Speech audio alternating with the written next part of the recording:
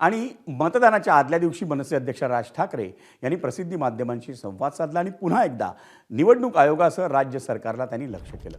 प्रचाराची मुदत संपल्यानंतर उमेदवारांना घरोघरी जाऊन प्रचार करण्याची मुभा आयोगानं दिली आहे. हा नवा नियम पैसे वाटप करण्यासाठी आहे का, असा सवाल राज ठाकरेंनी उपस्थित केला.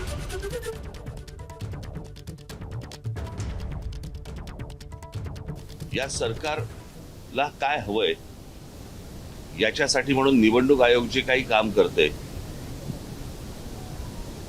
याच्यामध्ये काल त्यांनी एक नवीन नोटिफिकेशन काढलं की आज मतदानाच्या आदल्या दिवशी तुम्ही 5 वाजेपर्यंत मतदारांना भेटू शकता. ही नवीन प्रथा, नवीन पद्धत कशी काय आली आणि कुठून आली ही काही कल्पना नाही. आणि आजच कशी अचानक आली, जी विधानसभेला का नव्हती, जी लोकसभेला का नव्हती, जी अगोदरच्या कुठच्याही निवडणुकांना का नव्हती. मतदारांना जाऊन भेटू शकता पण पत्रकं वाटू शकत नाही, मग कदाचित पैसे वाटू शकता असं त्यांना म्हणायचं असेल. ही मुळात मुभा मिळाली का, दिली का आणि हा कायदा बदलला का, हे नव्याने या सगळ्या गोष्टी ज्या आणल्या जात आहेत ह्या कशासाठी आणल्या जात आहेत.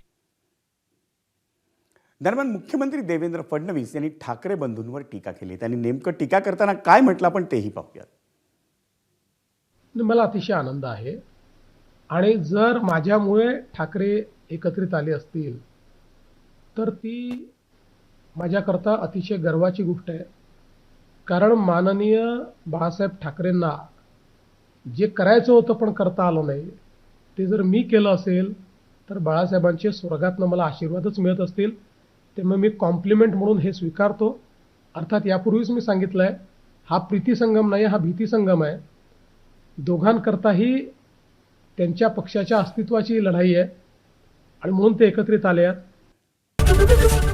एबीपी माझा, उघडा डोळे बघा नीट.